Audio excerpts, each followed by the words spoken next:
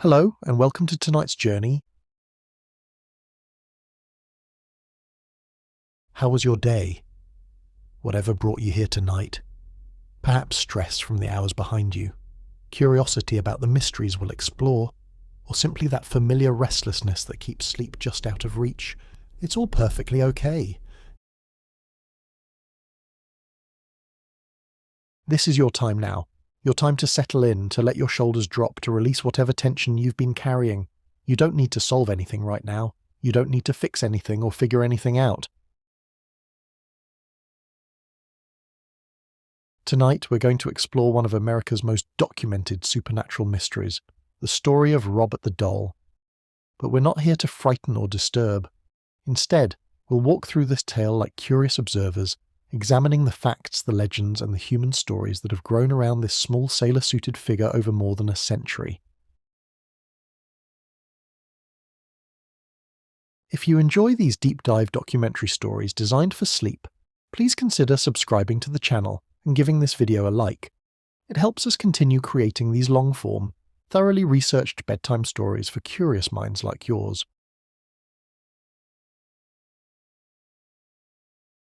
As we journey together through the streets of Key West, into the rooms of the East Martello Museum, and back through time to the early 1900s, let the rhythm of the story carry you. Feel free to let your mind wander, to drift in and out of focus. There's no test at the end, no need to remember every detail. Some nights, we need gentle mysteries to occupy our restless thoughts.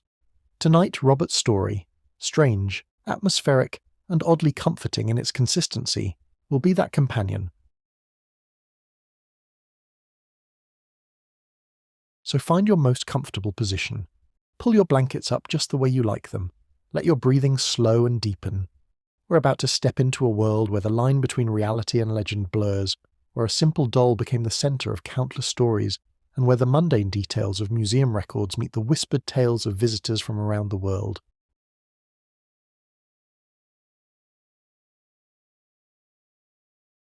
Let's begin. In the East Martello Museum in Key West, Florida, behind thick glass and under carefully controlled lighting, sits a 3-foot-tall doll wearing a sailor suit. His name is Robert, and he has been watching visitors with his button eyes for decades. The museum receives thousands of visitors each year, drawn by the tropical beauty of the Florida Keys, the rich history of Key West, and increasingly by stories of this particular doll. They come expecting perhaps a quaint local legend, a bit of tourist curiosity to photograph and forget. But something happens in that quiet museum room that changes many of these casual visitors into believers, skeptics into storytellers, and curious tourists into lifelong followers of Robert's tale. The letters arrive daily at the museum, handwritten notes, typed emails, even postcards from around the world. They all share similar themes: apologies, explanations, and sometimes desperate pleas.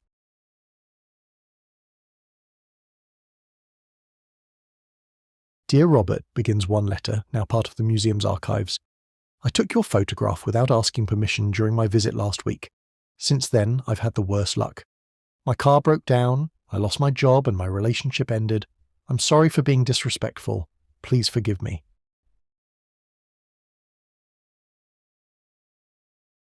Another reads, I didn't believe the stories about you when I visited, but now I'm writing to apologize. I mocked you and laughed at the warnings. The strange things that have happened since I got home have made me a believer. I'm sending this letter to make amends. The museum staff, accustomed to the steady stream of such correspondence, carefully files each letter. They estimate receiving several hundred of these apology letters each year, with the number growing as social media spreads Robert's story to new audiences worldwide. But to understand how a simple doll became the center of such devoted attention, we must travel back more than a century, to the early 1900s, when Key West was a very different place.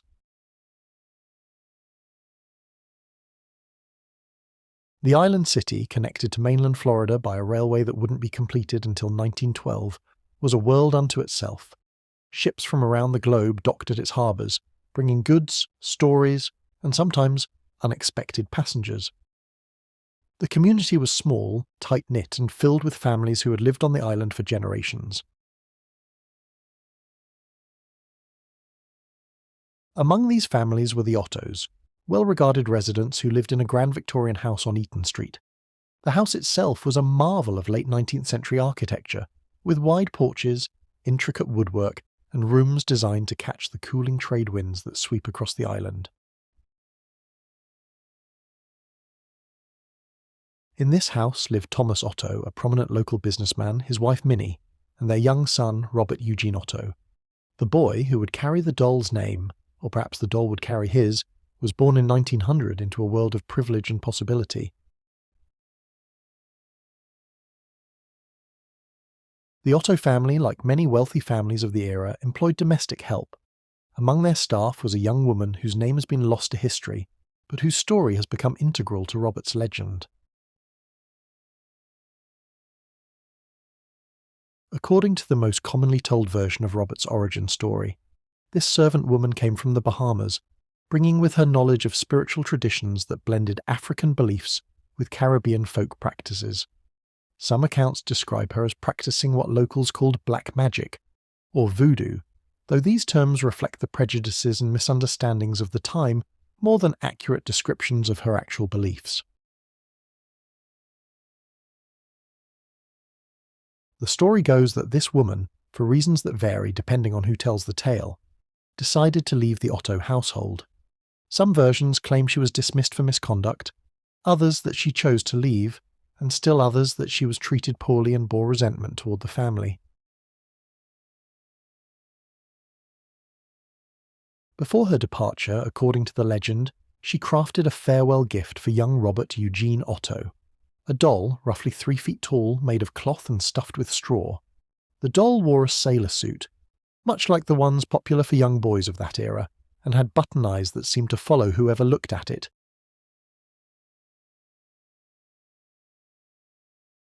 But this wasn't just any doll. According to the stories passed down through generations of Key West families, the woman had imbued the doll with something more than cotton and thread.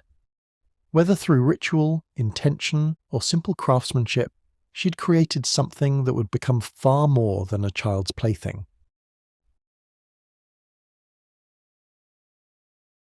Young Robert Eugene Otto, whom family and friends called Gene, immediately formed an attachment to the doll. He named it Robert, after himself, and the two became inseparable companions. From the beginning, neighbours and visitors to the Otto house noticed something unusual about the boy's relationship with his doll. Gene would spend hours in conversation with Robert, chattering away in the animated manner of children at play. But those who listened closely began to notice that Gene seemed to be responding to someone else's side of the conversation, pausing as if listening to responses that only he could hear. "Gene, who are you talking to up there?" his mother would call from downstairs, hearing the sound of animated conversation coming from her son's room.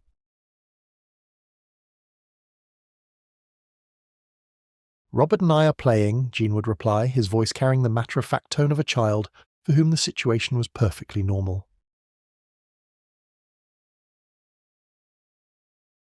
The family found the boy's attachment to his doll charming, even if sometimes puzzling. Children, after all, often develop intense relationships with their toys, creating elaborate fantasy worlds and engaging in conversations with inanimate objects. But as weeks turned to months, the nature of Gene's relationship with Robert began to concern the Otto family and their friends. The boy seemed to be developing a dependence on the doll that went beyond normal childhood attachment. Servants in the house began to report strange occurrences. They claimed to hear childish laughter coming from Gene's room when the boy was elsewhere in the house. Some insisted they had seen the doll in different positions from where they had left it during cleaning. One servant, according to family stories preserved in local historical records, quit abruptly after claiming she had seen Robert move on his own, turning his head to watch her as she worked in the room. The Otto family, practical people with a reputation to maintain in Key West society, were naturally sceptical of such claims. Servants, they reasoned, were prone to superstition and imagination. The doll was simply a well-crafted toy, and their son was a creative child with a vivid imagination. But even they couldn't ignore what happened next.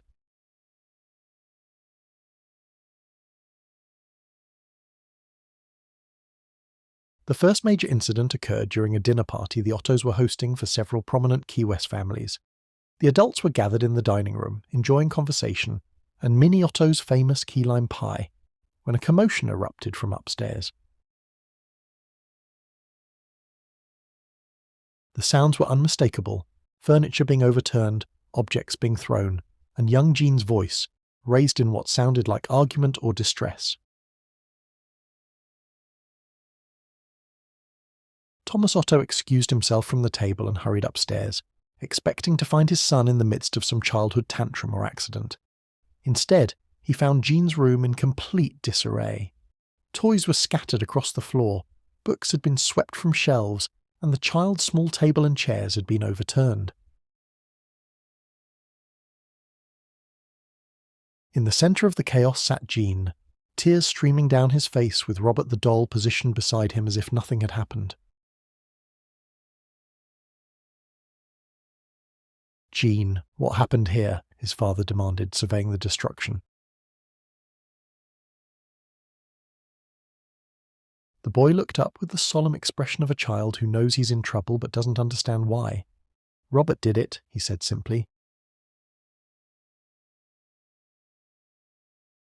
"Don't lie to me, son. Dolls don't make messes like this." But Jean insisted, with the absolute certainty that only children possess, that Robert had been responsible for the chaos. No amount of reasoning or gentle interrogation could convince him otherwise. The incident became a topic of whispered conversation among the Otto family's social circle. Some dismissed it as a child's natural reluctance to take responsibility for his actions. Others, particularly those who had heard the servants' stories, began to wonder if there might be more to the tale than simple childish imagination. As Jean grew older, his attachment to Robert remained constant. The doll accompanied him everywhere possible, was given a place of honour at the dinner table, and was consulted on important decisions with the seriousness of a trusted advisor. Neighbours began to report seeing Robert in the window of Jean's room, positioned as if watching the street below. Children walking home from school would cross to the other side of Eaton Street to avoid passing directly in front of the Otto house, claiming the doll's eyes followed them as they passed. The stories multiplied and evolved as stories do in small communities. Some claimed to have seen Robert's expression change depending on who was looking at him. Others insisted they had witnessed the doll raise his hand in greeting or warning, depending on the observer's intentions. But perhaps the most unsettling reports came from the Otto family themselves.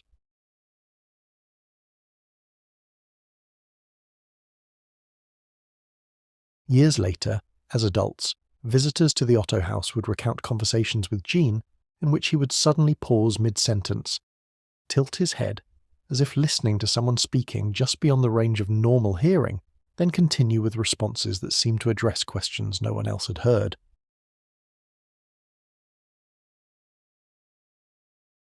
"Robert says he doesn't like strangers in his room," Jean might announce to a family friend who had expressed interest in seeing his famous doll.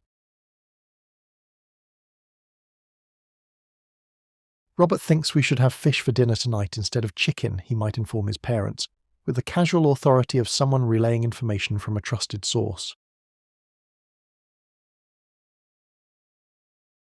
The Otto family learned to navigate these conversations with the diplomatic skill of people who had accepted an unusual situation as normal. They would nod politely, acknowledge Robert's preferences, and continue with their daily lives, treating the doll's supposed opinions as they might the quirks of an eccentric relative. But late at night, when the house was quiet and the trade winds rustled through the palm fronds outside, even the most rational members of the Otto household sometimes found themselves wondering about the doll that had become such an integral part of their family's story. And in his room, beneath the warm glow of the gaslight, Robert sat in his small rocking chair, button eyes reflecting the flame, sailor suit neatly pressed, waiting for whatever the morning might bring.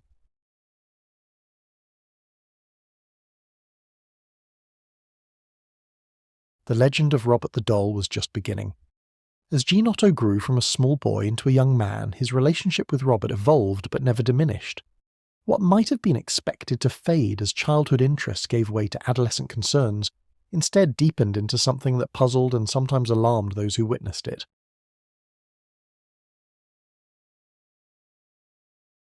The Otto household had settled into routines that accommodated Robert's presence. The doll had his own chair at the dining table, his own place in the family carriage when they travelled around Key West, and his own voice in family discussions as interpreted by Jean. Visitors to the house learned to navigate these arrangements with varying degrees of comfort. Some found Jean's continued attachment to his childhood companion charming, if unusual. Others left the Otto home with stories that would circulate through Key West society for years to come. Dr. Joseph Porter, a family friend and respected member of the community, recorded in his personal journal several encounters with Jean and Robert that left lasting impressions. In one entry, dated 1918, he wrote, "Young Otto continues to maintain his extraordinary relationship with that doll. During my visit yesterday, I observed him engaged in what appeared to be a heated discussion with the figure. Most remarkable was that he seemed to be responding to actual communication, pausing at intervals as if listening to responses." The doctor's observations were particularly noteworthy because of his medical training and reputation for objectivity. He noted that Jean's conversations with Robert displayed patterns more consistent with genuine dialogue than with the one-sided play typical of children with toys.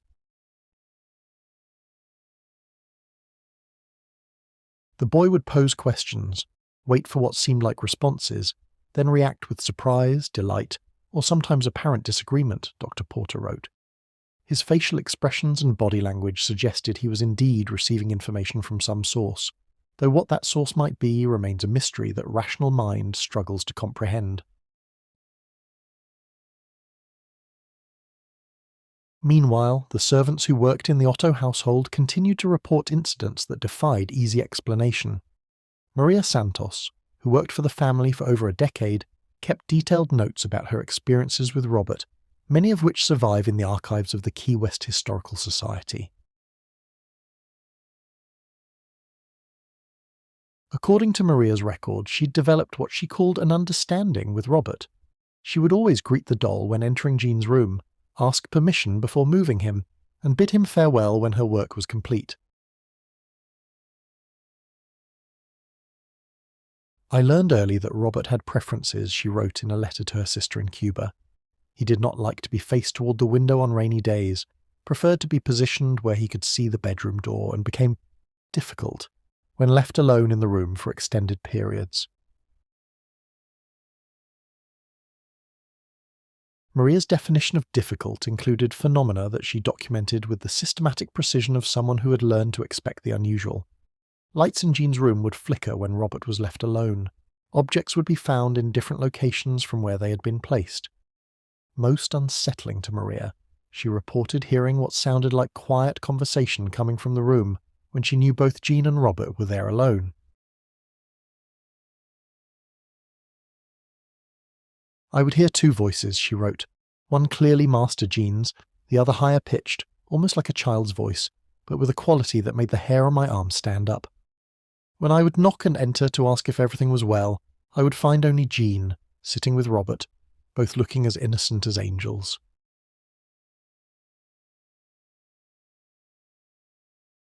The phenomenon of the second voice became one of the most consistently reported aspects of Robert's presence in the Otto household. Family members, servants, and visitors all claimed to have heard it at various times, though none could ever identify its source. Thomas Otto, a practical businessman who had initially dismissed the strange reports about his son's doll, began to document these incidents in his personal ledger, the same methodical approach he used for his business accounts. March 15th, 1920, reads one entry. Heard voices from Jean's room during evening meal. Jean was seated at table with family. Upon investigation, found room empty except for Robert, positioned in chair by window. Room felt unusually cold despite warm evening. April 3rd, 1920. Maria reports Robert was facing east window when she began cleaning room. When she finished, approximately 30 minutes later, doll had turned to face west window. Maria insists she did not move the doll and that no one else entered room during this time. April 20th, 1920. Jean absent from house, visiting cousins in Miami. Entire family heard childish laughter from his room. Upon investigation, found Robert sitting in his usual chair, but room showed signs of recent activity. Several toys had been moved, and the rocking chair was still moving slightly. These documented incidents created a growing sense of unease in the Otto household, even as they learned to accommodate Robert's presence. The family found themselves making unconscious adjustments to their daily routines, modifications that seemed natural at the time but appeared increasingly unusual to outside observers. They began to avoid making sudden movements around Robert, would lower their voices when discussing the doll in his presence, and developed an informal protocol for interacting with him that resembled the courtesies typically extended to living family members. Jean's father, Thomas, later admitted in conversations with close friends that he had begun to feel genuinely uncomfortable when left alone with Robert. There was something about the way those button eyes seemed to track movement, he confided to his business partner. I found myself apologizing to the thing when I accidentally bumped into it, as if it were a person capable of taking offense. The social implications of Robert's presence extended beyond the Otto household. Children in the neighbourhood developed elaborate games and dares related to the doll, though these were often accompanied by genuine fear. Local children would challenge each other to walk past the Otto house and look directly at Robert's window, reporting back on the doll's position and expression. Some claimed that Robert would wave at them, others that he would turn away if they stared too long. Margaret Henley, who lived across the street from the Ottos as a child, recalled in a 1970s interview, "We all knew about Robert. He was like a neighbourhood legend even then. We'd dare each other to go up to the Otto house and knock on the door, but none of us ever had the courage to actually do it. There was something about that doll that made all of us children instinctively afraid."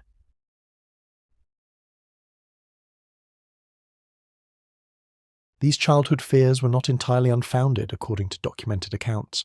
Several incidents involving neighbourhood children and Robert became part of local folklore, stories that parents would tell to explain why their children should avoid the Otto property.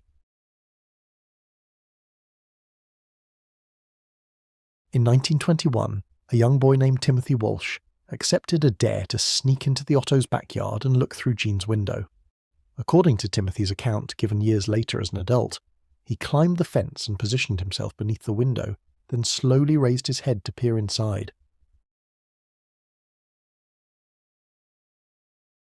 "I expected to see Jean playing with his doll," Timothy recalled. "Instead I saw Robert sitting alone in his chair, and I swear that doll turned and looked right at me. Not just in my direction, but directly at me, like he knew I was there and was angry about being spied on." Timothy claimed that he ran home immediately, but that night he developed a high fever that lasted for several days. His parents, initially skeptical of his story, became concerned when Timothy began speaking in his sleep, apparently carrying on conversations with someone he called the Sailor Boy. Dr. Porter, the same physician who had documented his observations of Jean and Robert, treated Timothy during his illness. In his medical notes he wrote, "Patient presents with fever of unknown origin, accompanied by vivid dreams or hallucinations involving a doll. Of particular interest is the child's detailed descriptions of this doll, which precisely match the appearance of the Otto boy's companion, despite the patient's parents' insistence that he has never seen the doll up close. Such incidents contributed to Robert's growing reputation in Key West. The doll had become something more than a curiosity. He was developing into a local legend, a figure that inspired both fascination and fear. Meanwhile, Jean Otto was maturing into a young man, but his attachment to Robert remained constant. As he entered his teenage years, teachers and family friends began to express concern about what they perceived as his inability to outgrow his childhood companion. "It's not natural for a boy of 15 to still be carrying on conversations with a doll," wrote Jean's teacher, Mrs. Eleanor Whitman, in a letter to his parents. "The other students find it peculiar, and I fear it may be hindering his social development." But Jean seemed oblivious to social conventions regarding his relationship with Robert. He would bring the doll to school events, position him in the audience during theatrical performances, and consult him on academic decisions with the same seriousness he might accord a trusted advisor. His classmates learned to accept Robert's presence, though not without whispered comments and sideways glances. Some developed their own theories about the doll's apparent influence over Jean, while others simply avoided the subject entirely. One classmate, Elizabeth Morrison, recalled in later years, "Jean was a bright, talented boy, but he seemed to live in a world that was partially invisible to the rest of us. He would have conversations with Robert right there in the classroom, and while we all thought it was strange, there was something about the way he interacted with that doll that made you almost believe it was talking back." As Jean approached adulthood, his parents began to worry about his future. How would he function in college, in business, in society, if he continued to maintain such an unusual relationship with a childhood toy? They consulted with Dr. Porter, who by this time had developed his own theories about Robert's influence on the Otto family. "I have observed this situation for many years," he told Thomas and Minnie Otto during a private consultation. "While I cannot claim to understand the nature of what transpires between your son and his doll, I can say with certainty that the relationship appears to be beneficial to Jean's overall well-being. He is intelligent, articulate, and emotionally stable. Perhaps our concern should be less about the unusual nature of his attachment, and more about ensuring that it does not prevent him from forming other meaningful relationships." The doctor's advice proved prescient. As Jean Otto entered his 20s, he began to develop interests and relationships that existed independently of Robert, though the doll remained a constant presence in his life. He showed artistic talent, particularly in painting, and began to spend hours in a makeshift studio he set up in the Otto house's attic. Even there, Robert would accompany him, positioned where he could watch Jean work. Visitors to Jean's studio reported that he would sometimes pause in his painting, tilt his head as if listening, then make adjustments to his work. When asked about these moments, Jean would explain that Robert had suggestions about colour choices or composition. "Robert has an excellent eye for art," Jean would say matter-of-factly. "He helps me see things I might otherwise miss."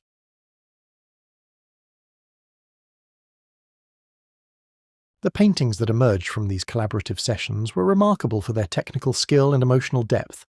Several were displayed in local exhibitions, earning Jean recognition as a promising young artist. But those who knew about Robert's alleged contributions to Jean's artistic success began to wonder, where did Jean's talent end and Robert's mysterious influence begin?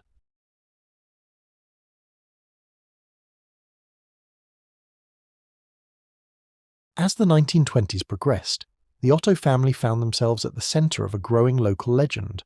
Robert had become famous throughout Key West, a figure that inspired curiosity, fear, and fascination in equal measure. And in his room in the Victorian house on Eaton Street, Robert sat in his chair, button eyes reflecting the changing light, sailor suit always neat and pressed, waiting for whatever the next chapter of his story might bring.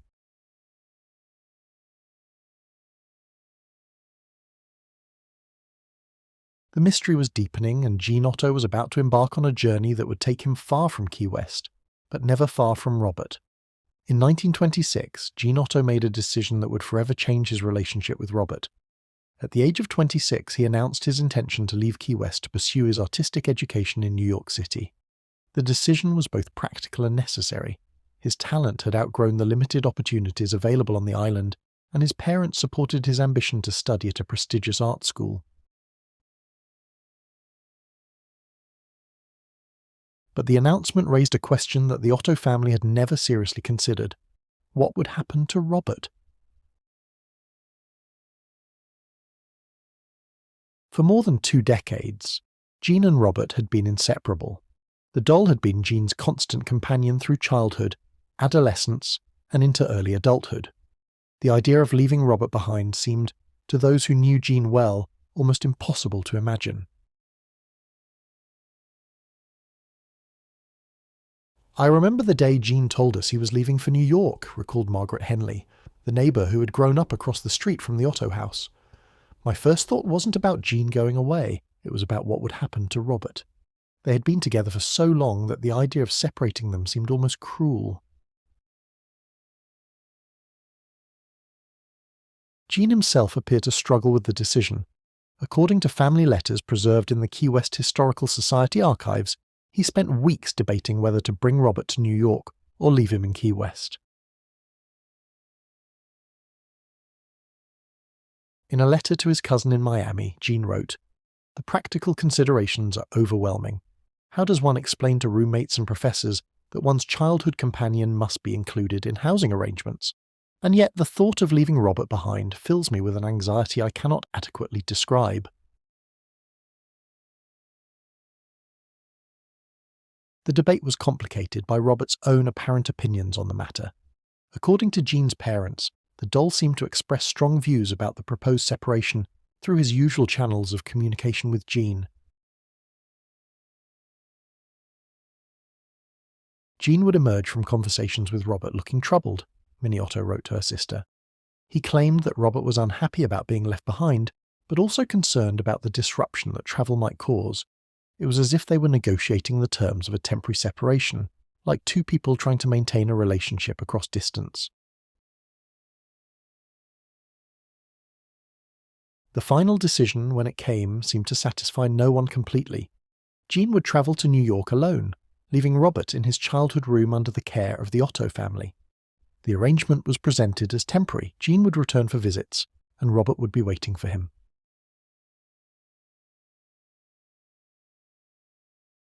The day of Jean's departure was marked by a ceremony that seemed both touching and strange to those who witnessed it. Jean spent the morning in his room with Robert, engaged in what appeared to be a serious conversation.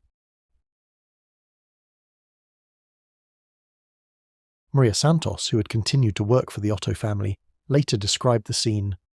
"Master Jean sat with Robert for hours, talking in low tones, sometimes seeming to argue, sometimes appearing to comfort the doll. When he finally emerged, his eyes were red as if he'd been crying, and he asked me to promise that I would take special care of Robert while he was away."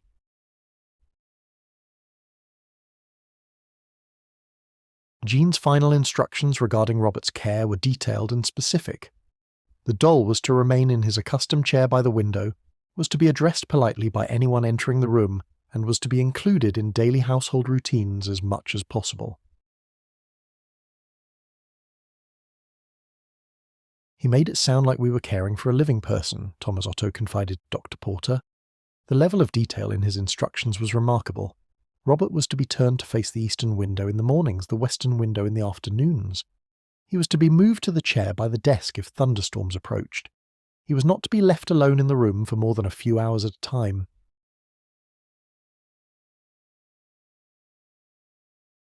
The Otto family, despite their reservations about the unusual nature of these arrangements, agreed to honour Jean's wishes.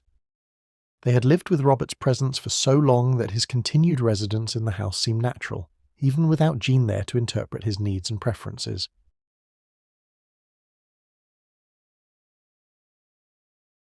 The first weeks after Jean's departure were marked by an eerie quiet in the Otto household. The absence of the animated conversations between Jean and Robert left a silence that seemed to permeate the entire house. But the quiet didn't last long. Within a month of Jean's departure, the family began to notice changes in Robert's behaviour, or at least in the phenomena associated with his presence.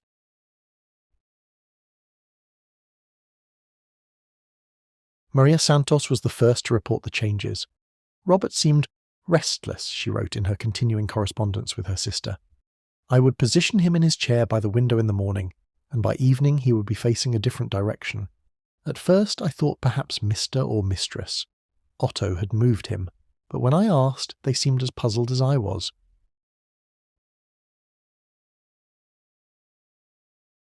The moving incidents escalated quickly. Within weeks, family members were reporting that Robert had been found in different rooms of the house, always seated properly in a chair, but in locations where no one remembered placing him. I came downstairs one morning to find Robert sitting in the parlour, Minnie Otto wrote to her son.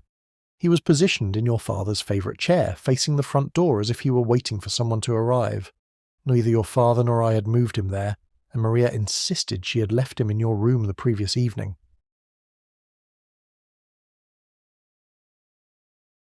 These incidents of apparent movement became more frequent and more elaborate. Robert was found in the kitchen, positioned at the breakfast table.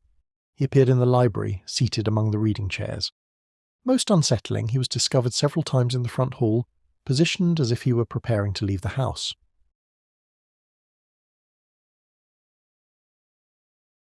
The family developed various theories to explain these occurrences. Perhaps Maria was moving Robert and forgetting about it. Maybe Thomas Otto was sleepwalking and relocating the doll during the night. Or possibly the old house was shifting and settling in ways that affected the doll's position. But these rational explanations became harder to maintain as the phenomena intensified. The Otto family began to report hearing footsteps in the house at night, always the light, quick steps of a child. They would investigate, expecting to find an intruder, or perhaps evidence of mice, but would instead discover Robert in a new location, always seated properly, always facing towards some specific direction or objective. Dr. Porter, who had continued to take an interest in the Robert situation, began to document these post-departure incidents with the same methodical approach he had used during Jean's childhood. The phenomena associated with the doll appear to have intensified since young Otto's departure, he wrote in his journal. The family reports incidents of apparent movement and nocturnal activity that far exceed anything documented during Jean's residence. It is as if Robert has become more active in his attempts to communicate, express dissatisfaction.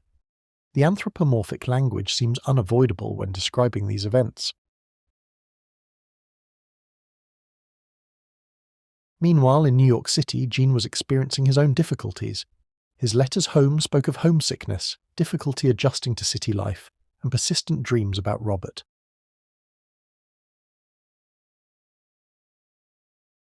I dream of him every night, Jean wrote to his parents. Always the same dream. Robert is trying to tell me something important, but I cannot understand what he is saying. I wake with the feeling that I have forgotten something crucial, that I have left something important unfinished. Jean's professors at art school noted that his work had taken on a melancholy quality since his arrival in New York. His paintings, previously vibrant and optimistic, now featured darker themes and more somber colour palettes. Mr. Otto's technical skill continues to develop, wrote Professor Harrison Wells in an evaluation, but his recent work suggests an artist struggling with unresolved emotional conflicts. There is a sense of loss permeating his current pieces that, while artistically compelling, raises concerns about his overall well-being.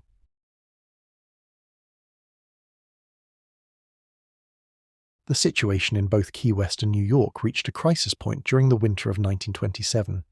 Jean's letters home became increasingly desperate, filled with references to dreams, guilt, and a growing conviction that he had made a terrible mistake in leaving Robert behind.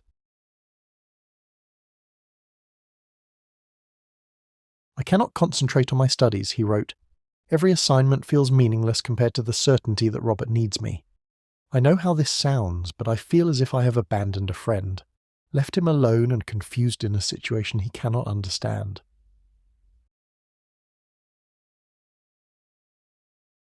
At the same time, the incidents at the Otto house were becoming more dramatic and more frequent.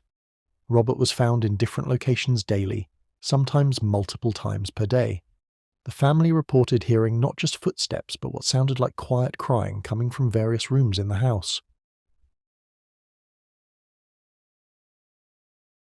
Most disturbing were the reports of Robert being found in positions that suggested distress or active searching. He was discovered facing the front door as if watching for someone's return. He was found by the telephone, positioned as if trying to make a call. Once, Maria Santos reported finding him in the front hallway, with one small arm extended toward the door, as if reaching for the handle. The breaking point came during a violent thunderstorm in February 1927. The Otto family was awakened by sounds of distress coming from throughout the house. Not just the crying they had become accustomed to, but what sounded like actual sobbing, the heartbroken weeping of a child.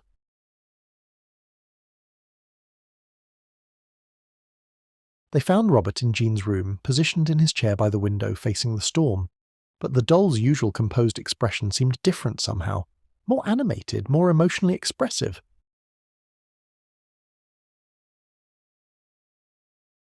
"I know this sounds impossible," Thomas Otto wrote to his son the next day, but Robert looked genuinely distressed.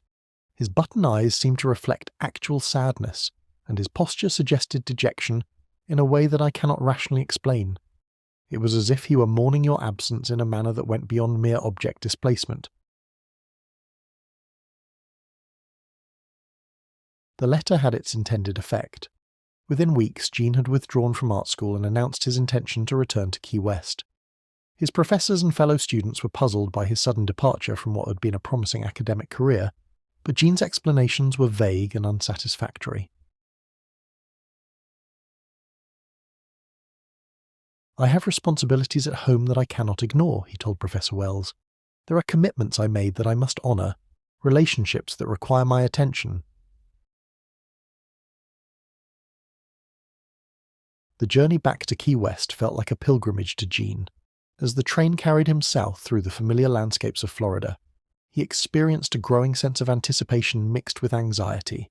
How would Robert react to his return? Had the separation damaged their relationship? Would things ever be the same between them? Jean's return to the Otto house was marked by another ceremony, this one apparently spontaneous and deeply emotional. According to Maria Santos, who witnessed the reunion, Jean went immediately to his room upon arriving home, closing the door behind him. "I could hear him talking to Robert," she later recalled, "but this time it sounded different. He was apologizing, explaining himself, making what sounded like promises. After about an hour the conversation stopped, and when Master Jean emerged he looked peaceful for the first time since he'd left for New York." The reunion appeared to calm the unusual activity that had plagued the Otto house during Jean's absence. Robert resumed his normal routine, remaining in his designated locations, maintaining his usual composed demeanour. The nocturnal sounds ceased, and the incidents of mysterious movement became rare and eventually stopped entirely.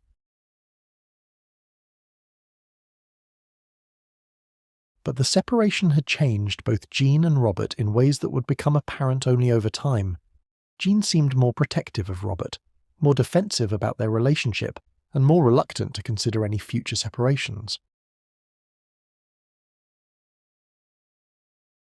And Robert. Robert seemed somehow more present, more actively engaged in the household's daily life. Visitors reported that his button eyes seemed more expressive, his posture more animated, his influence on Jean more pronounced. The failed separation had strengthened their bond rather than weakening it.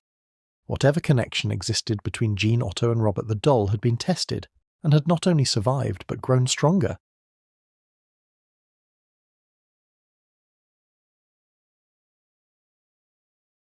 As the 1920s drew to a close, Jean Otto and Robert had settled into a new phase of their relationship, one marked by deeper understanding and mutual dependence. The boy and his doll had become a man and his mysterious companion, partners in a story that was far from over.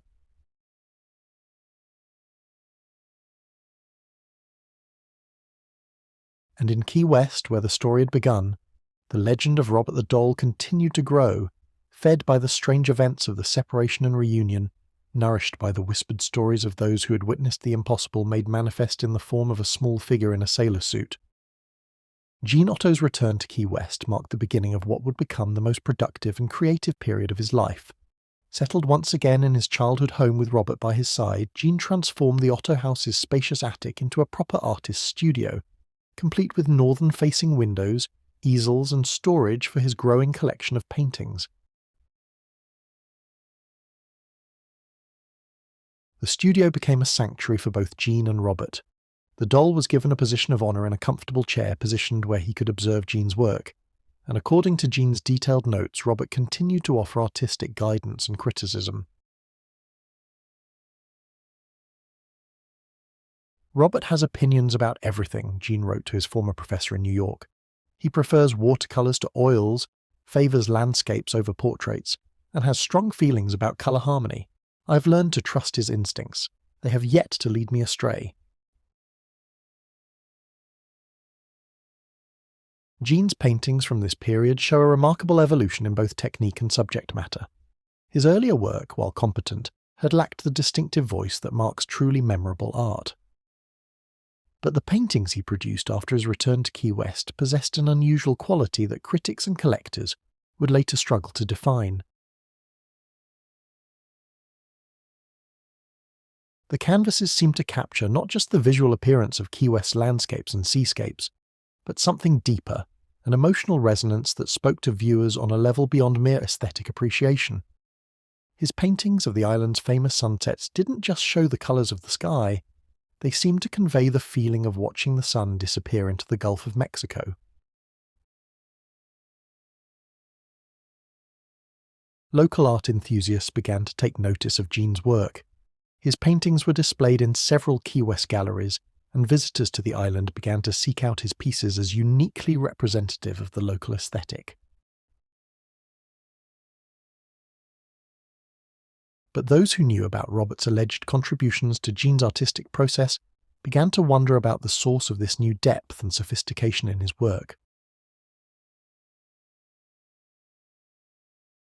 Dr. Porter, who had maintained his interest in the Otto family's unusual situation, made regular visits to Jean's studio.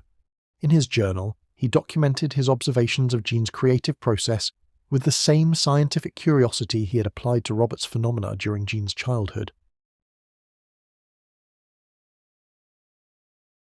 The collaborative nature of Otto's artistic work is remarkable to observe, Dr. Porter wrote. He will begin a painting with apparent confidence, then pause frequently to consult with Robert. These consultations appear to involve genuine dialogue, with Otto nodding, shaking his head, or making exclamations of understanding as if receiving specific instruction or criticism.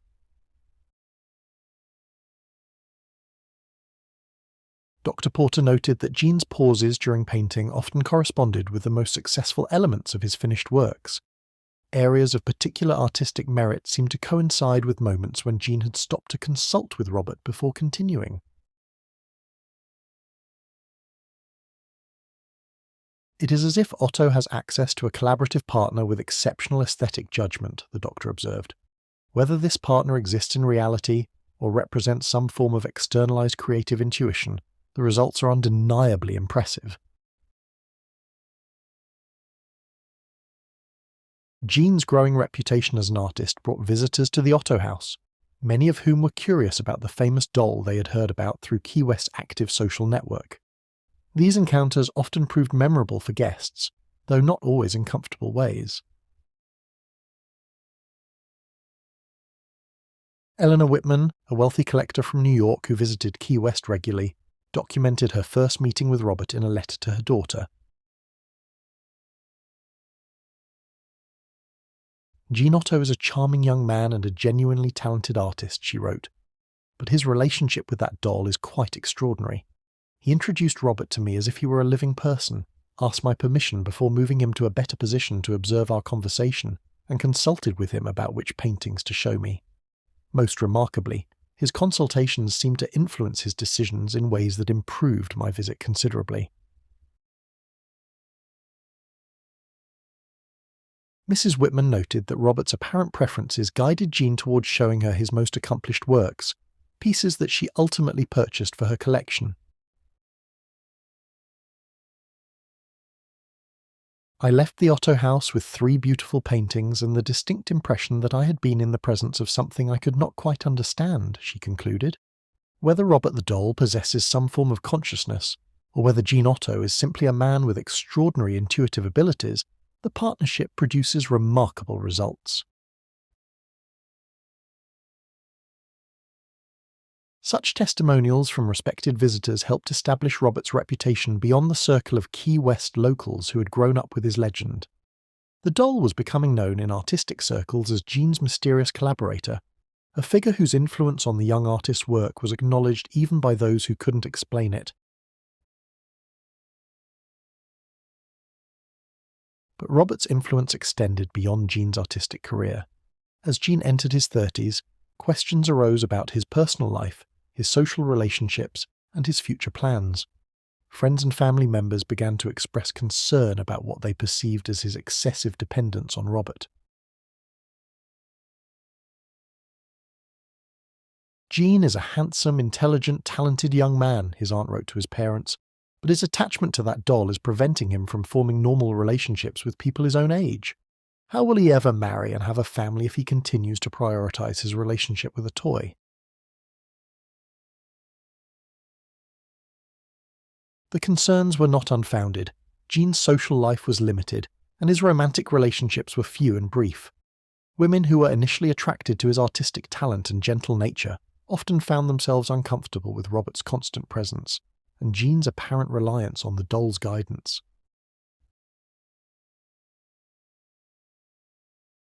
Margaret Harrison, a young teacher who had courted Jean briefly in the early 1930s, later recalled her confusion about the role Robert played in Jean's life. Jean would take me on lovely walks along the beach, and we would have wonderful conversations about art and literature, she remembered. But he would always consult with Robert before making any decisions about our relationship. Should we attend a particular social event? Jean would need to ask Robert. Should we plan a picnic for the weekend? Robert's opinion was required.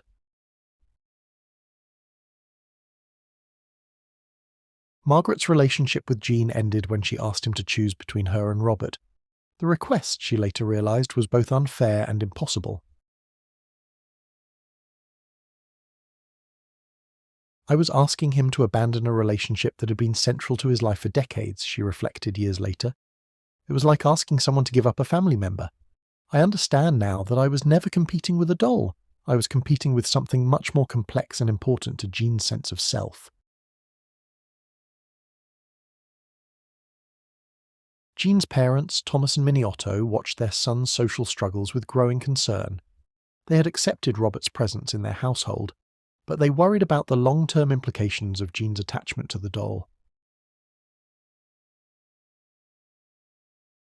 "We fear that Jean will never have a normal life," Minnie Otto confided to Dr. Porter. "He is approaching middle age, and his only close relationship is with a childhood toy. What will happen to him when Thomas and I are gone? Who will take care of him? Who will understand his need to maintain his relationship with Robert?" Dr. Porter, who had observed Jean's development over many years, offered a different perspective. "Perhaps our definition of normal is too narrow," he suggested. "Jean Otto is a successful artist, a contributing member of the community, and a person who appears to be genuinely happy and fulfilled. His relationship with Robert, while unusual, seems to provide him with companionship, creative inspiration, and emotional stability. Many people with conventional relationships cannot claim as much."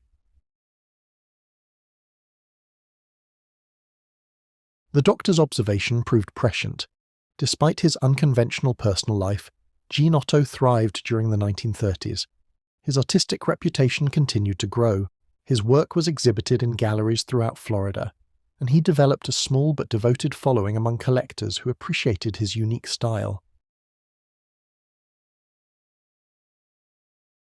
More importantly, Gene appeared to be genuinely content with his life.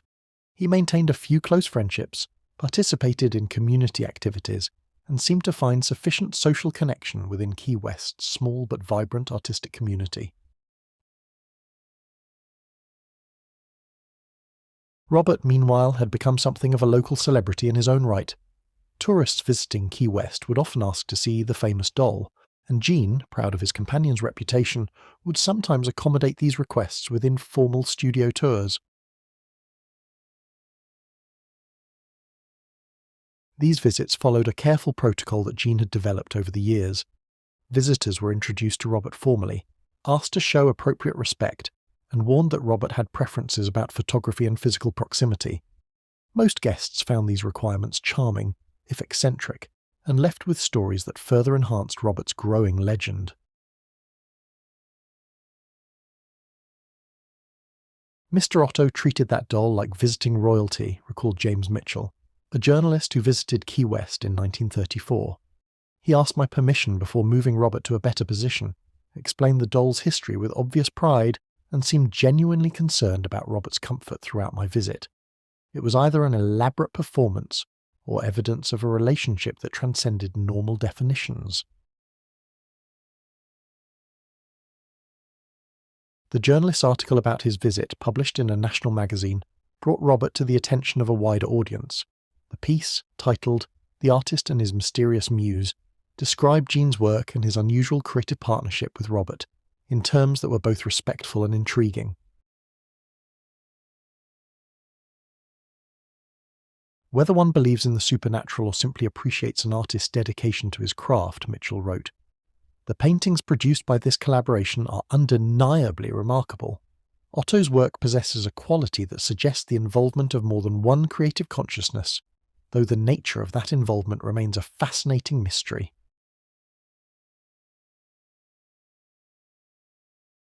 The article brought requests for interviews, invitations to exhibit Gene's work in distant cities, and inquiries from other artists interested in the creative process he and Robert had developed. But Gene declined most of these opportunities, preferring to maintain his quiet life in Key West with Robert. "Robert doesn't like to travel," became Gene's standard explanation for turning down exhibition opportunities in New York, Miami, or other cities. "He's most comfortable here, in familiar surroundings, and I've learned that his comfort directly affects the quality of our work together." This period of relative stability and success continued through the late 1930s and into the 1940s. Gene's work evolved and matured, Robert's presence remained a constant source of creative inspiration, and the Otto family had found a sustainable way to accommodate their unusual domestic situation. But the approaching 1940s would bring changes that would test the strength of Gene and Robert's partnership in ways neither could have anticipated. Thomas Otto's health began to decline in 1938, and by 1940 it was clear that the family patriarch was seriously ill. The prospect of his death raised questions about the future of the Otto household and by extension Robert's living situation. "Father is very concerned about what will happen to Robert after he's gone," Gene wrote to his cousin in 1941. "He has watched our relationship develop over the years, and while he may not understand it completely, he recognizes its importance to my well-being. He wants to ensure that Robert will be protected and cared for regardless of what the future holds." Thomas Otto's concerns were practical as well as emotional. The Otto house was large and expensive to maintain, and Gene's income as an artist, while adequate, was not substantial enough to support the property indefinitely. If Gene were forced to sell the house and move to smaller quarters, what would happen to Robert's established routines and preferred environment? These worries intensified when the United States entered World War II in December 1941. Gene, at 41, was too old for military service, but the war brought changes to Key West that affected every aspect of life on the island. The military established significant operations in Key West, bringing thousands of personnel to the island and transforming its character from a sleepy artistic community to a bustling military installation. The Otto House, with its prominent location and substantial size, attracted the attention of military officials looking for suitable housing for officers. "They want to requisition part of our house for military housing," Jean wrote anxiously to his cousin. "I cannot imagine having strangers living here, disrupting Robert's routines, treating him as merely a toy rather than a valued family member. The very thought fills me with dread." Jean's concerns about military housing proved unfounded when his father's connections in the community helped the family avoid requisition. But the episode highlighted the vulnerability of Jean and Robert's carefully constructed domestic world. The war years brought other challenges as well. Art supplies became scarce and expensive, reducing Jean's ability to paint. Social gatherings, which had provided occasional opportunities for Jean to display his work, were curtailed due to wartime restrictions. Most significantly, the stream of tourists who had begun to seek out Robert's legend virtually disappeared. But these external pressures seemed to strengthen rather than weaken the bond between Jean and Robert. With fewer outside distractions, they spent more time together, developing new routines and deepening their understanding of each other's needs and preferences. Jean began to document Robert's daily activities with increasing detail, keeping journals that recorded not just the doll's physical position and apparent preferences, but also what Jean perceived as Robert's emotional states and responses to world events.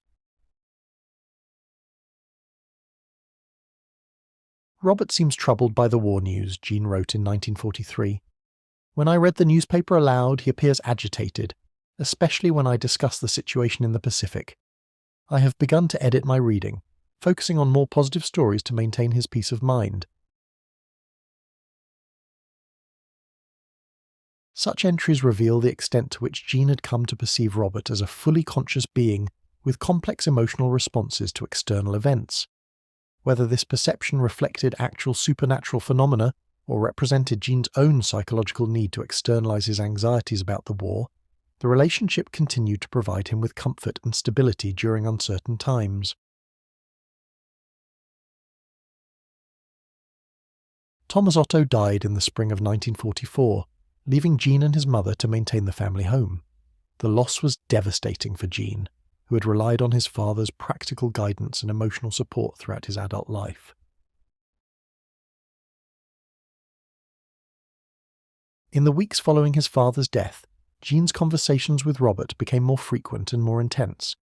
According to Minnie Otto's letters to relatives, Jean seemed to be seeking from Robert the kind of advice and reassurance that his father had previously provided.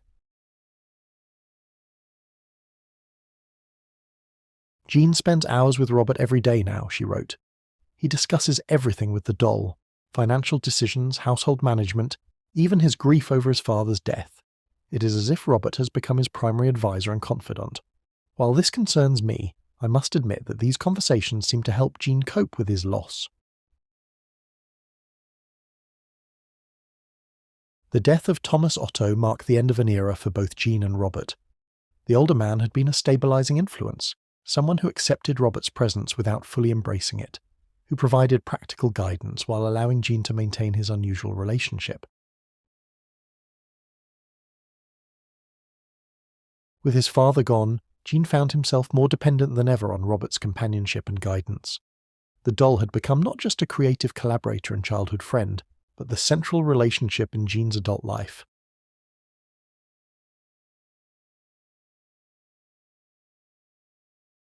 As the war drew to a close and Key West began to return to its pre-war character, Jean and Robert faced an uncertain future. The world was changing rapidly, and the quiet, insular community that had nurtured their relationship was giving way to a more modern, connected society.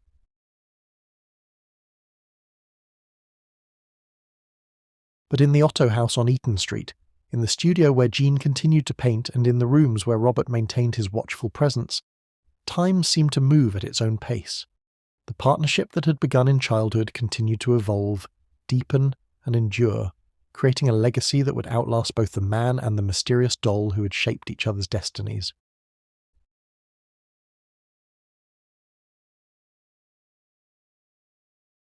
The next chapter of their story would test the strength of their bond in ways that neither Jean nor Robert could have anticipated. The 1950s brought profound changes to Key West, and with them, new challenges for Jean Otto and Robert. The post-war boom transformed the Sleepy Island community into an increasingly popular tourist destination, bringing development, modernization, and a steady stream of visitors drawn by the island's growing reputation for artistic culture and exotic atmosphere. Jean, now in his 50s, found himself caught between nostalgia for the quieter Key West of his youth and appreciation for the opportunities that increased tourism brought to local artists. His paintings were in greater demand than ever, and his reputation had spread beyond Florida to collectors and galleries throughout the Southeast. But success brought complications. The steady stream of visitors wanting to see both Jean's artwork and the famous Robert the Doll began to disrupt the careful routines that had sustained their relationship for decades.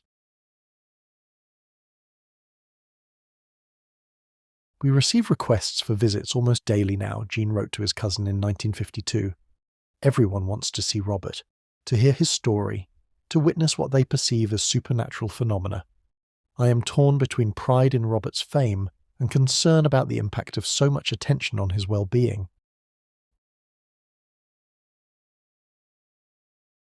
Jean developed an elaborate screening process for visitors, accepting only those who demonstrated genuine respect for Robert and seemed likely to approach the experience with appropriate seriousness. Even then, visits were limited to certain hours and conducted under strict guidelines. Maria Santos, who had continued to work for the Otto family well into her 70s, became an informal guardian of these protocols. She had developed her own relationship with Robert over the years, and Jean trusted her judgment about which visitors would be suitable. Miss Maria could tell within minutes whether someone truly understood Robert's nature, Jean later recalled. She had a gift for sensing people's intentions, their level of respect, their capacity for accepting something beyond their normal experience. Those who passed her evaluation invariably had meaningful encounters with Robert. Among the notable visitors during this period was Dr. Margaret Hayes, a psychologist from the University of Florida, who had become interested in the Robert phenomenon from an academic perspective. Dr. Hayes approached the Otto family in 1954, requesting permission to conduct a formal study of Jean's relationship with Robert.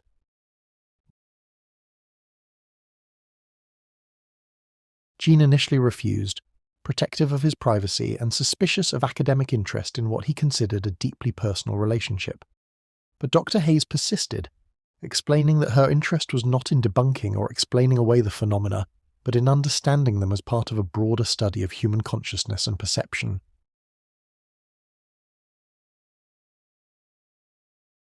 "I am not here to prove or disprove anything," Dr. Hayes assured Jean during their first meeting.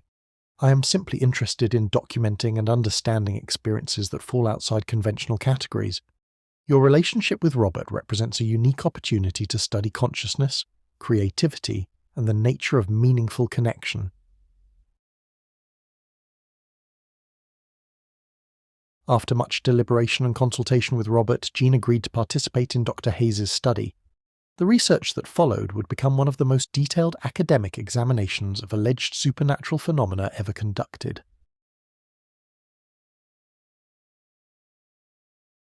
Dr. Hayes spent 6 months making regular visits to the Otto house, observing Jean and Robert's interactions, documenting apparent anomalies, and conducting interviews with family members, servants, and long-term observers of the relationship.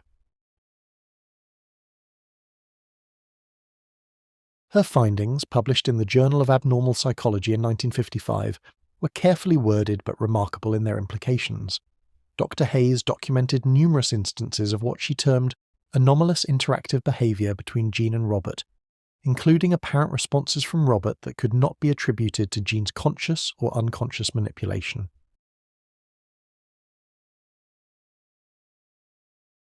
The subject demonstrates consistent patterns of behaviour suggesting genuine two-way communication with the doll object, Dr. Hayes wrote.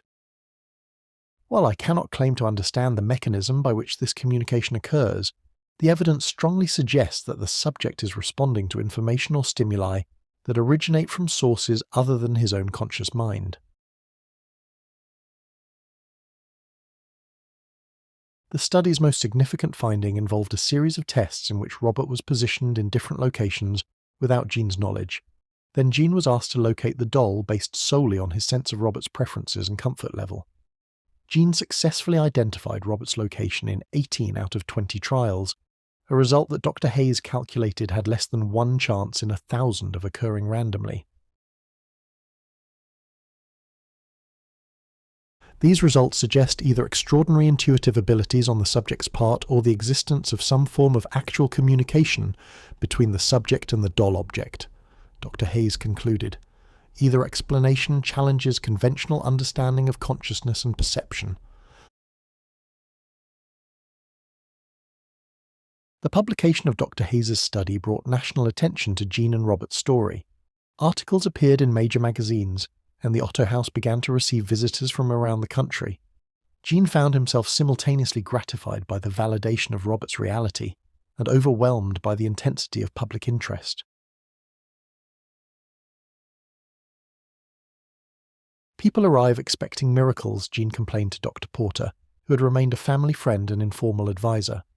They want Robert to perform for them, to prove his consciousness in ways that are both impossible and demeaning. They fail to understand that Robert's nature is subtle, personal, and not subject to demonstration on demand. The increased attention also brought unwanted elements to the Otto household. Skeptics arrived determined to expose what they assumed was fraud or delusion. Thrill-seekers came hoping for supernatural entertainment. Most disturbing to Jean were the visitors who attempted to provoke Robert, testing his alleged powers through deliberate disrespect or manipulation. These encounters often ended badly for the provocateurs. Jean began to document a pattern of misfortune that seemed to befall those who approached Robert with malicious intent or deliberate disrespect. Cameras would malfunction, visitors would become inexplicably ill, or they would experience runs of bad luck that began immediately after their encounters with Robert.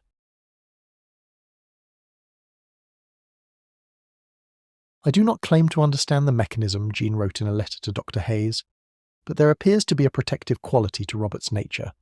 Those who approach him with genuine respect and openness have positive experiences. Those who seek to mock, manipulate, or harm face consequences that seem far from coincidental. These reports of negative consequences for disrespectful visitors became part of Robert's growing legend, contributing to his reputation as a doll with supernatural powers of protection and retribution. The stories, whether true supernatural phenomena or simply coincidental misfortunes interpreted through the lens of expectation, served to enhance Robert's mystique and increase public fascination with his story. As Jean entered his 60s, questions about the future became increasingly pressing. His mother, Minnie Otto, had died in 1958, leaving Jean as the sole caretaker of both the family home and Robert. His health remained good, but the prospect of aging raised concerns about who would care for Robert, when Jean was no longer able to do so. Jean began to make careful plans for Robert's future. He consulted with lawyers about establishing a trust fund to ensure Robert's care, investigated museums that might provide appropriate housing, and even considered writing a detailed manual of Robert's preferences and needs for future caretakers.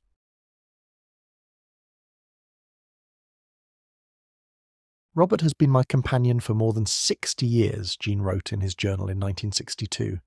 I cannot bear the thought of him being misunderstood or mistreated after I'm gone. He deserves caretakers who will recognize his nature and treat him with the respect and affection he has earned through decades of faithful companionship.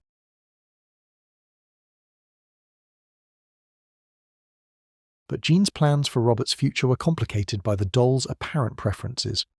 According to Jean, Robert expressed strong resistance to the idea of leaving the Otto house or being cared for by strangers. The conversations about Robert's future became a source of ongoing stress for Jean, who felt torn between practical necessity and loyalty to his lifelong companion.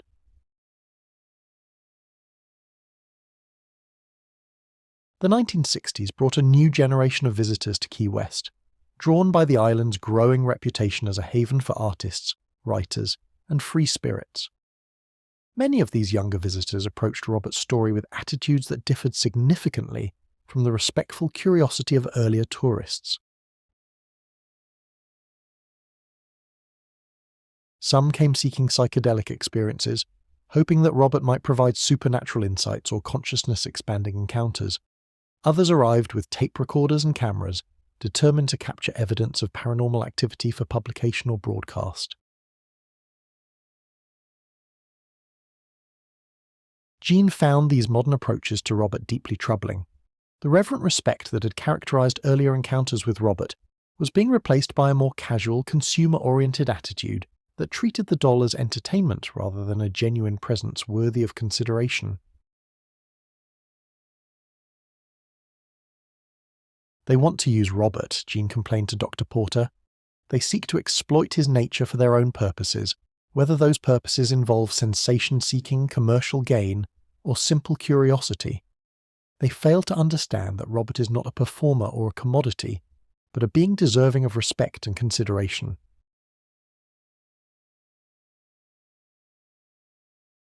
In response to these changes, Jean became increasingly protective of Robert and selective about whom he would allow to visit. The informal tours that had characterized the 1950s gave way to a more restrictive policy that admitted only serious researchers, respectful admirers, and those who demonstrated genuine understanding of Robert's nature. This period also saw Jean's artistic output decline significantly. The constant stream of visitors and the stress of protecting Robert from unwanted attention left little time for painting. More significantly, Jean reported that Robert seemed less interested in artistic collaboration, apparently preferring to focus his attention on the defensive measures necessary to maintain their privacy and security.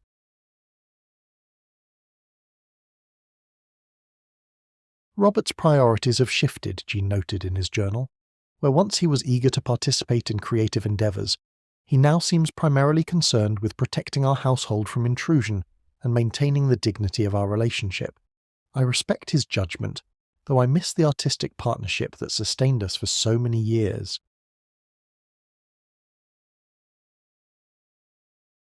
By the late 1960s, Jean had made a decision that would profoundly affect both his and Robert's future. Recognizing that his advancing age and the increasing pressures of public attention were making their current situation unsustainable, he began to seriously consider donating Robert to a museum that could provide appropriate care and protection. The decision was not made lightly.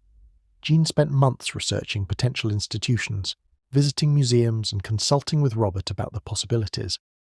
The process was emotionally wrenching for Jean, who faced the prospect of separating from his lifelong companion for the first time since his brief attempt at independent life in New York more than 40 years earlier.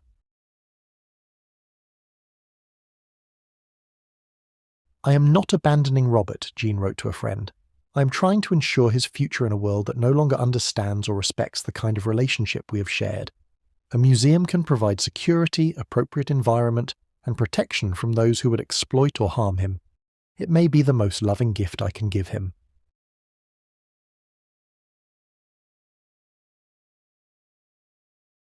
The negotiations with potential museums proved complex and delicate.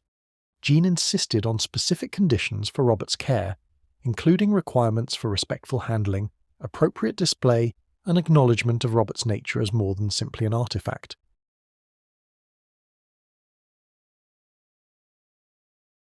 After extensive consideration, Jean selected the East Martello Museum in Key West as Robert's new home. The museum's local connections, commitment to preserving Key West history, and willingness to accommodate Jean's specific requirements made it the ideal choice for Robert's future care.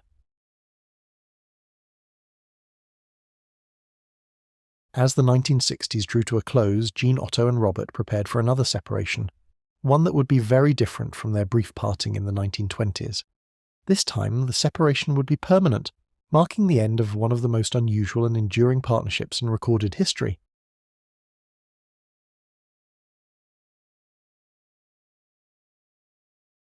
But the story of Robert the Doll was far from over.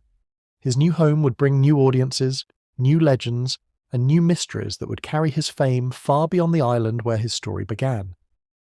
In 1972, Gene Otto made the most difficult decision of his life. After 7 decades of constant companionship, he arranged for Robert to take up residence at the East Martello Museum in Key West. The transition was planned with the same meticulous care that had characterized Gene's relationship with Robert throughout their years together. The museum staff, initially uncertain about how to handle such an unusual acquisition, worked closely with Gene to develop appropriate display and care protocols. Robert was given a place of honor in a climate-controlled case, positioned where he could observe museum visitors while remaining protected from handling and environmental damage.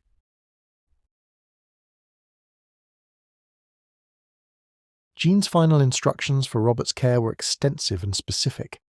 The doll was to be addressed respectfully by museum staff. His position was to be adjusted periodically to prevent stiffness, and visitors were to be informed about proper protocols for interacting with him. Most importantly, Gene insisted that Robert's story be told accurately and completely, with respect for both the documented facts and the experiences that defied conventional explanation. Robert is not simply an exhibit, Gene wrote in a letter to the museum director. He is a being with decades of experience, preferences, and dignity. He deserves to be treated as such, regardless of whether visitors understand or accept his nature. The museum's commitment to respectful care is the only reason I can bear to entrust him to your institution.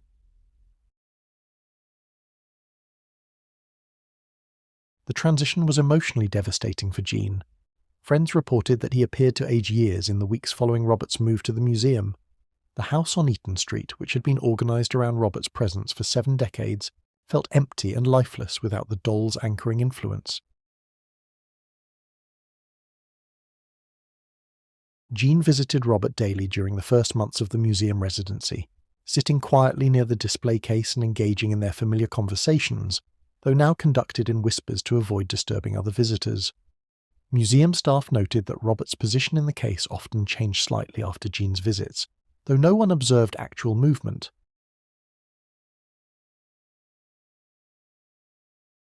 Mr. Otto would arrive each morning and spend hours with Robert, recalled museum curator Sarah Mitchell. He would talk to the doll, sometimes appearing to listen for responses, sometimes seeming to comfort him. It was clear that this separation was difficult for both of them, if such a thing can be said about a doll. But the museum environment also brought new experiences for Robert. Thousands of visitors from around the world began to encounter his story, many hearing about the legend for the first time. The museum's interpretation of Robert's history balanced documented facts with respectful acknowledgement of the phenomena that had surrounded him throughout his relationship with Gene. Almost immediately, museum staff began to notice unusual occurrences associated with Robert's presence. The climate control system in his display area would malfunction periodically, always in ways that improved Robert's comfort, reducing humidity when it was too high, adjusting temperature when it strayed from optimal ranges.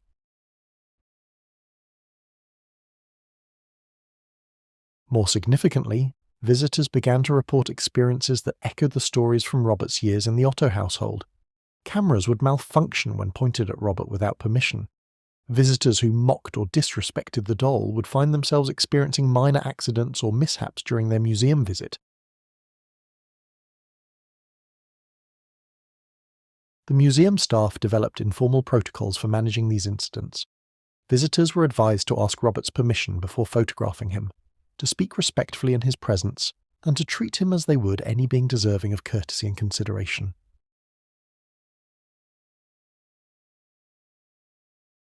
We found that visitors who followed these simple guidelines had positive experiences, explained Museum Director James Carlton.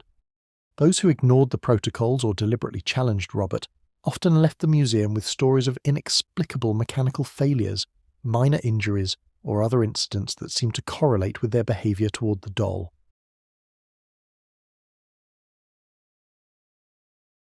The pattern of apparent consequences for disrespectful behaviour became so consistent that the museum began to include warnings in their Robert exhibit materials.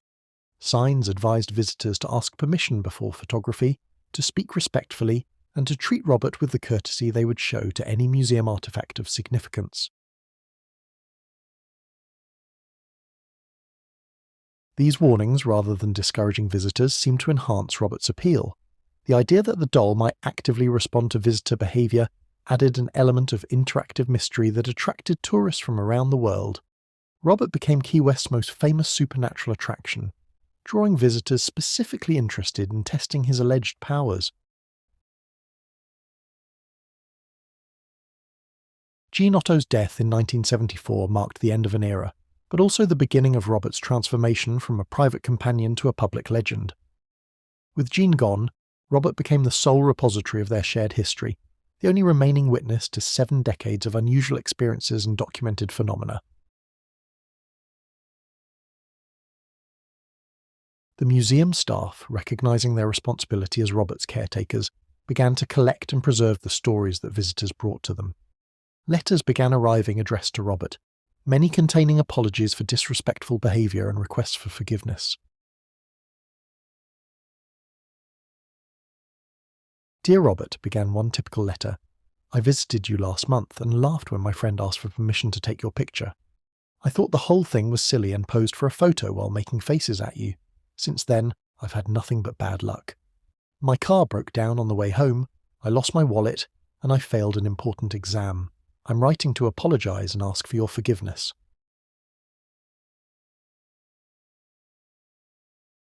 These letters, numbering in the hundreds each year, became an integral part of Robert's museum experience. The staff began to display selected letters as part of the exhibit, demonstrating the ongoing impact of Robert's legend on visitors from around the world. Academic interest in Robert continued to grow following Jean's death.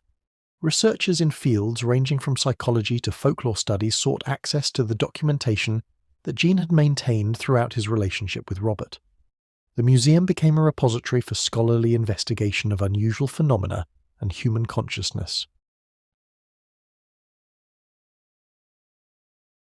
Dr. Patricia Williams, a folklorist from Florida State University, conducted an extensive study of Robert's legend in the 1980s. Her research, published as The Social Construction of Supernatural Belief, a case study of Robert the Doll, examined how Robert's story had evolved and spread through multiple generations of storytellers.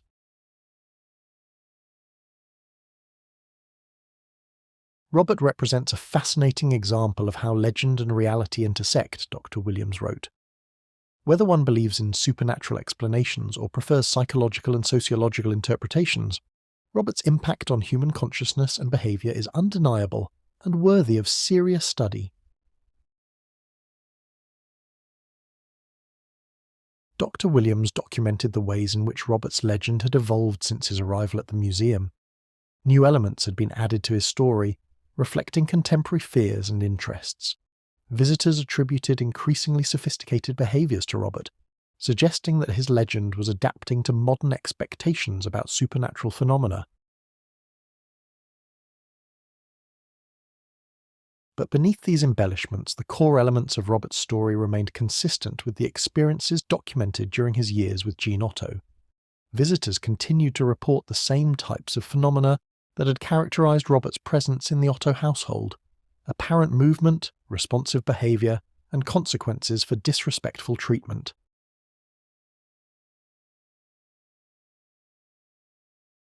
The 1990s brought new technologies to the museum, including sophisticated security cameras that monitored Robert's display area around the clock.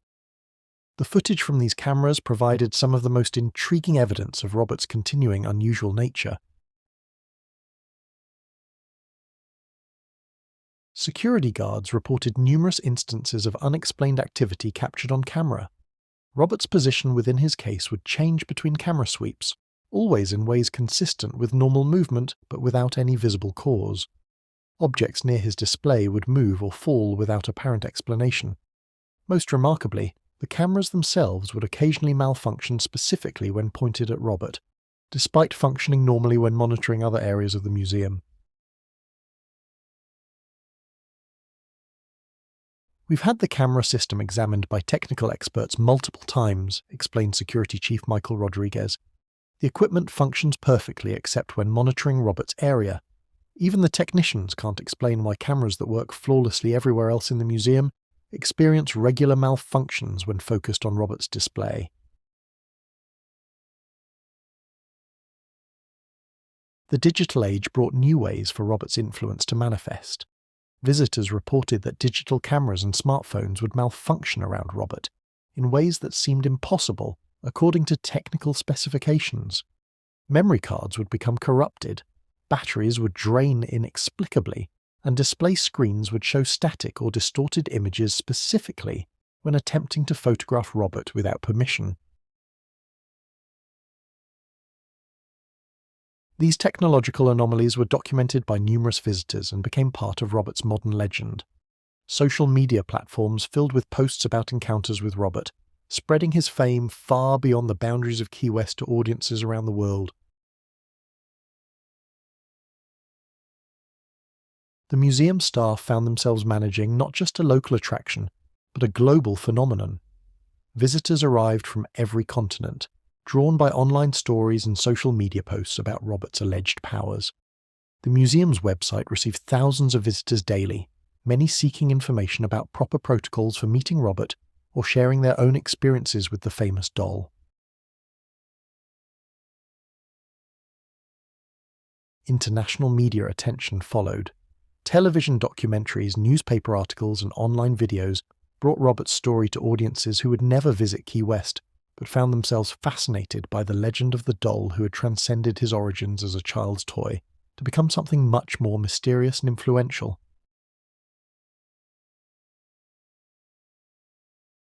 As the 21st century began, Robert had been residing in the East Martello Museum for nearly 3 decades.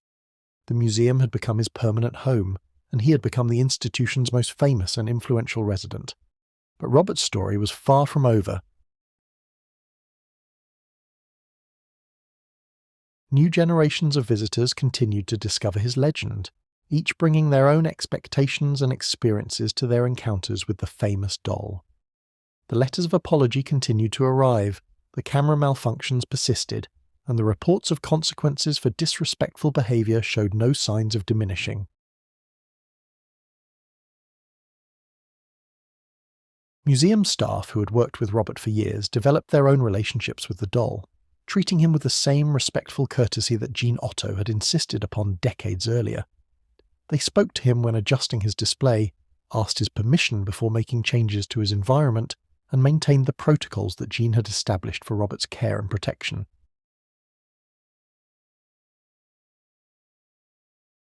"After working here for 15 years, I've learned to treat Robert as we would any valued resident," explained longtime museum employee Carol Stevens. "Whether or not he's aware in ways we can understand, he deserves respect and consideration. The visitors who approach him with genuine courtesy and interest have positive experiences. Those who try to challenge or mock him often leave with stories they hadn't expected." The consistency of these experiences across decades of different visitors, staff members, and circumstances had created an institutional culture around Robert that balanced respectful skepticism with practical accommodation of unexplained phenomena. The museum neither promoted nor denied supernatural explanations for Robert's influence, instead focusing on preserving his story and facilitating meaningful encounters between visitors and one of Key West's most enduring mysteries. Today, Robert continues to receive visitors from around the world, each seeking their own understanding of the legend that began more than a century ago in a Victorian house on Eaton Street. His button eyes still reflect the changing light, his sailor suit remains neatly pressed, and his presence continues to inspire stories that challenge conventional understanding of consciousness, connection, and the mysterious ways in which objects can transcend their material nature to touch human lives in profound and lasting ways.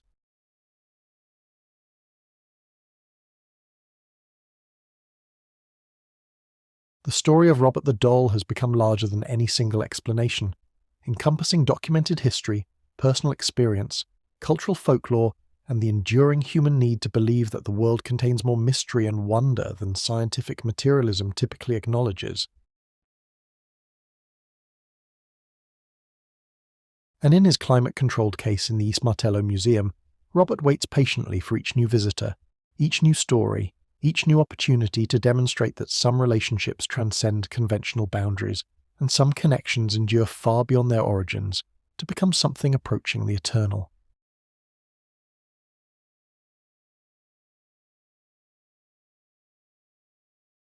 The legend continues, as it has for more than a century, carried forward by each person who encounters Robert, and leaves forever changed by the experience of meeting a simple doll who became something extraordinary.